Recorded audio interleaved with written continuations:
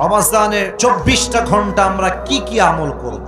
রমজানের 24টা ঘন্টা time management কেমন হবে? ফজরে কি করব, জোহরে কি করব, আসরে কি করব, মাগরিব পরে কি করব, বাদ এশা আমরা কি করব? 24 আওয়ার্স রুটিন অফ দ্য রমাদান। রমজানের 24টা ঘন্টার প্ল্যান কেমন হবে, আমল কেমনে হবে, কেমনে আমরা প্রত্যেকটা সময় কাটাবো? আমরা সবাই শুনতে রাজি আছি না নাই? বলেন সবাই ইনশাআল্লাহ। আর একবার জোরে সোরে বলেন ইনশাআল্লাহ। দ্য রুটিন অফ রমাদান। আমি শুরু করছি একদম শুরুর থেকে। আপনি ঘুম থেকে উঠলেন, ঘুম থেকে উঠেই সোজা অজু করবেন, অজু করে শুরু করবেন তাহাজ্জুদের নামাজ। মুমিনের ঘুম থেকে উঠেই শুরু হবে পবিত্র হওয়ার পরে তাহাজ্জুদের নামাজ। তাহাজ্জুদ শুরু করবেন, তবে তাহাজ্জুদ যে 20 রাকাত পড়তে হবে, 10 রাকাত পড়তে হবে, it's exactly not like that. আপনি জাস্ট 2 রাকাত পড়েন, অথবা আপনি জাস্ট 4 রাকাতই পড়েন, তবে তার তিল সহ পড়েন। কোরআনটা সুন্দর করে তেলাওয়াত করেন, ইখলাসের সঙ্গে আদায় করেন। হাদিসে আসছে আখলিস দীনাকা ইয়াকফিকা আল আমালুল কালিল। জান্নাতে যাওয়ার জন্য অনেক আমলের প্রয়োজন হয় না। বান্দা যদি একটা আমল ইখলাস নিয়ে করতে পারে, হতে পারে একটা আমল তার জান্নাতে যাওয়ার ওয়াসিলা হিসেবে কবুল হয়ে যাবে। সুবহানাল্লাহ পড়ে সবাই। প্রথম কাজ তাহাজ্জুদ দিয়ে আমরা শুরু করব। আচ্ছা, তাহাজ্জুদ শেষ, আসসালামু আলাইকুম ওয়া রাহমাতুল্লাহ, আসসালামু আলাইকুম ওয়া রাহমাতুল্লাহ, তাহাজ্জুদ শেষ। এবার বসে বসে যা পাঠ করবেন শিখাই দিচ্ছি। কয়েকবার পড়বেন আস্তাগফিরুল্লাহ, আস্তাগফিরুল্লাহ। পড়েন দেখি একবার সবাই আস্তাগফিরুল্লাহ। আমার কানে একটু প্রবলেম হয়েছে, মনে হয় শুনতে পাই নাই। আর একবার সবাই জবান থেকে পড়েন আস্তাগফিরুল্লাহ। কয়েকবার ইস্তিগফার পাঠ করবেন, তারপরে দুরুদ ইব্রাহিম পাঠ করবেন। দুরুদ পড়লে কি লাভ হয়? দুরুদ পড়ার পরে যেই দোয়া বান্দা আল্লাহর কাছে করে, আল্লাহ তার দোয়াটা খালি হাতে ফিরিয়ে দেয় না। সুবহানাল্লাহ। ইস্তিগফার পাঠ করবেন, দুরুদ পড়বেন, দোয়া শুরু করবেন আল্লাহর কাছে। যা মনে চায়, যা আপনার দরকার। যাদের বউ নাই আল্লাহকে বলবো, আল্লাহ এবার বউটা আমারে দিয়ে দাও আল্লাহ। বড় সবাই আমিন।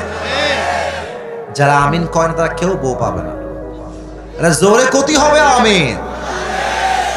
আপনার যা যা চাওয়া আছে তাহাজ্জুদের জায়নামাজ বিছিয়ে দোয়া করে চাইবেন। শেষ। তাহাজ্জুদ যখন শেষ হয়ে যাবে, আসবেন সাহরি খাওয়ার জন্য। সাহরি যখন খাওয়া শেষ, বাস সেহরি খেয়ে উঠে গিয়ে সোজা মসজিদে ঢুকে যাবেন। মসজিদে ঢুকে যখন ফজরের আজান হয়ে যাবে, ফজরের 2 রাকাত সুন্নত আদায় করবেন। যশোরের ভাইরা, কয় রাকাত সুন্নত? আর একটু জোরে শুনতে চাই, কয় রাকাত? 2 রাকাত সুন্নত। সুন্নত তো শেষ হয়ে গেল, কিন্তু সময় তো আছে এখনো 10 মিনিট 15 মিনিট। কি করবেন? আপনি একটা কোরআন নেবেন, কোরআনটা নিয়ে সুন্দর করে করে বসে বসে তেলাওয়াত করবেন। আমার এখনো মনে আছে, আমি তো মাদ্রাসায় পড়াশোনা করেছি। আমাদের ওখানে একটা সিস্টেম ছিল, আমরা প্রত্যেক ওয়াক্ত নামাজে আগে আগে যেতাম, 20 মিনিট আগে, 30 মিনিট আগে যেতাম, এবং কোরআনটা নিয়ে সুন্দর করে তেলাওয়াত করতাম। আবার যখন ইকামত দিত, কোরআনটা রেখে আমরা নামাজ আদায় করা শুরু করতাম। অতএব ফজরের সুন্নত আদায় করার পরে বসে বসে ডোন্ট ওয়েস্ট ইউর টাইম, বসে বসে কোরআন তেলাওয়াত করবেন। রাজি আছেন তো ইনশাআল্লাহ? আচ্ছা, ফজরের নামাজ শুরু হয়ে গেল, নামাজ শেষ। সালাম যখন ফিরিয়ে ফেলবেন, সকলেই আয়াতুল কুরসি পাঠ করবেন। হাদিসে আসছে, যেই বান্দা প্রত্যেক ফরজ নামাজের পরে আয়াতুল কুরসি পাঠ করে, লাম ইয়ামনাহু মিন দুখুলিল জান্নাহ ইল্লাল মউত। তার মাঝে আর জান্নাতের মাঝে কোনো দেওয়াল থাকে না, জাস্ট মৃত্যু ছাড়া। ও বান্দা মৃত্যু বরণ করে না, তাই সে জান্নাতে যায় না, মরলেই সে জান্নাতি হয়ে যাবে। সুবহানাল্লাহ। আয়াতুল কুরসি পাঠ করবেন। এবার আরেকটা আমল শিখাই দেই, আমার সঙ্গে সবাই পড়েন আউযু বিল্লাহিস সামিউল আলিম। মাশাআল্লাহ, আওয়াজ এসেছে। মিনাশ শাইতানির রাজীম। এখনই যে মুখস্থ হয়ে যাবে ব্যাপারটা এরকম নয়। মিডিয়ার লোক বসে আছে, কালকে আপলোড হয়ে যাবে এইটা, অর্থাৎ আউযু বিল্লাহিস সামিউল আলিম মিনাশ শাইতানির রাজীম, এইটা পড়বেন। তারপরে সকলেই সূরাতুল হাশরের শেষ আয়াতগুলো পড়বেন। হুয়াল্লাহুল্লাযী লা ইলাহা ইল্লাহু আলিমুল গায়বি ওয়াশ শাহাদা হুয়ার রহমানুর রহিম, শেষ পর্যন্ত পড়বেন।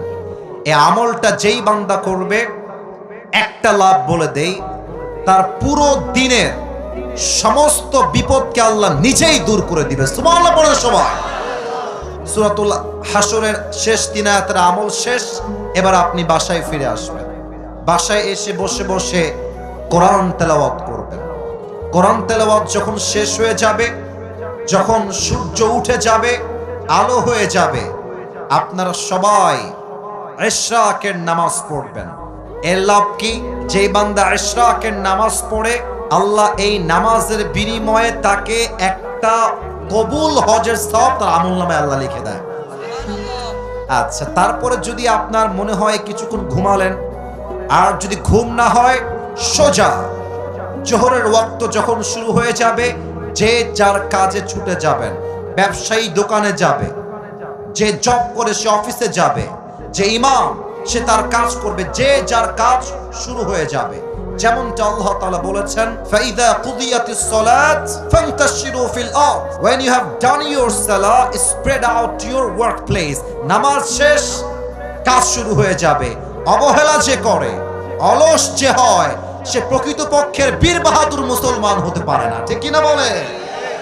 আচ্ছা, কাজ যখন শেষ হয়ে যাবে, জোহরের আজান দিয়ে দিয়েছে, আল্লাহু আকবার আল্লাহু আকবার আজান যখন শুরু হয়ে যাবে, আপনার প্রথম আমল হবে আজানের উত্তর দেওয়া। অনেকে আজানের উত্তর দিতেও ভয় পায়। একদম সহজ, যা বলবে জাস্ট রিপিট করে দিবেন। যদি আপনি আজানের উত্তর দেন প্রত্যেক ওয়াক্তে, আল্লাহর হাবিব বলেছেন, আজানের উত্তর যেই বান্দা দেয়, আমি আল্লাহর হাবিব তাকে জান্নাতে যাওয়ার জন্য আল্লাহর কাছে সুপারিশ করব। সুবহানাল্লাহ পড়েন। আচ্ছা, এরপরে জোহরের পূর্বে সুন্নত কয় রাকাত বলেন তো সবাই? আপনারা ভয় পাচ্ছেন কিসের জন্য? কতি হবে? কয় রাকাত? 4 রাকাত আদায় করবেন। আপনাদের মনে আছে কিনা জানি না, আমি একটু আগে বলে আসছি, সুন্নত নামাজ শেষ, মসজিদে বসে বসে সময় লস করবেন না, টাইম ওয়েস্ট করবেন না। কোরআনটা খুলে ইকামত দেওয়া পর্যন্ত কোরআনটা তেলাওয়াত করবেন। আবার যখন নামাজ শুরু হয়ে যাবে, জোহরের নামাজ পড়বেন, সালাম ফিরাবেন। প্রথম আমল কি? কুরসি পড়বেন না? কথা কচ্ছেন না আপনারা গো। কি কুরসি পড়বেন বলেন সবাই? আয়াতুল কুরসি পড়বেন। বাস 2 রাকাত সুন্নত পড়বেন, বাসায় ফিরে আসবেন। এখন যাদের বউ আছে তাদের জন্য একটা কথা, জোহরের নামাজ পড়ে এসে দেখবেন যে আপনার বউ বাড়ির কাজ করছে, হয় রান্না বান্না করছে। যাদের বউ নাই, বউ হবে তোরে বাবা, এত টেনশন কিসের? আগে শোনো, আগে শোনো আমার কথা, শোনো, আমি তোমাদের কথা একটু পরে বলবো। ওয়েট, একটু ওয়েট করো। যুবকদের কথা না বলতে ওয়াজটা সফলই হবে না যুবক ভাই। ওয়েট ফর আ মিনিট, একটু সময় দাও। আচ্ছা, আপনার বউ ঝাড়ু দিচ্ছে, এসে বলুন, বউ দাও দাও ঝাড়ুটা আমাকে দাও। আপনি ঝাড়ু দিবেন। আল্লাহর হাবিব বলেছেন, বউয়ের জন্য যেই বান্দা 1 টাকাও খরচ করবে, বউয়ের কষ্টে সে সহযোগিতার হাত বাড়ায় দিবে, প্রত্যেকটা কাজে কাজে আল্লাহ তার আমলনামায় সওয়াব লিখে দিবে। সুবহানাল্লাহ। এখন মনে করেন যে আপনি রান্না বান্না করতে পারেন না, আপনি না পারেন ডিম ভাজতে, না পারেন আপনি আলু ভাজি করতে, না পারেন আপনি ভাত করতে, কিছুই পারেন না। আপনি কি করবেন? বউয়ের কাছে দাঁড়ায় থাকবেন। মরিচ লাগবে আগায় দিবেন, পেঁয়াজ লাগবে আগায় দিবেন, যা লাগবে আগায় দিবেন। প্রত্যেকটা কাজে কাজে আপনাকে সওয়াব দিবে একজন, তিনি কে? বউয়ের কাজ করবেন, সেবা করবেন, বাড়ির কাজ করবেন, জীবনের কাজ করবেন। আসরের আজান শুরু হয়ে গেল, মসজিদে আসবেন। এসে যদি পারেন 4 রাকাত সুন্নত পড়বেন। সুন্নতের পরে কোরআন তেলাওয়াত, তারপরে আসরের নামাজ, তারপরে কোন কুরসি? এই যে ভুলে গেছেন মনে হয়, কি কুরসি? আয়াতুল কুরসি পড়বেন। এরপরে এই যে মুরব্বী যারা এসেছেন, এই যে মুরব্বী যারা এসেছেন, আমার চোখে চোখ, যুবক ভাইরা আমার চোখে চোখ, আসরের নামাজ পড়ে বাহিরে বের হবে না। তোমাদের পায়ে হাত রেখে আবদার রাখলাম, আসরের পরে প্রত্যেকটা এলাকার মসজিদে তালিম হবে, প্রত্যেক এলাকার মসজিদে কোরআন শিক্ষা হবে, প্রত্যেকটা এলাকার মসজিদে আসরের নামাজের পরে দ্বীনের শিক্ষা হবে, কোরআন শিক্ষা হবে, ওয়াজ হবে, ফজিলতের কথা হবে।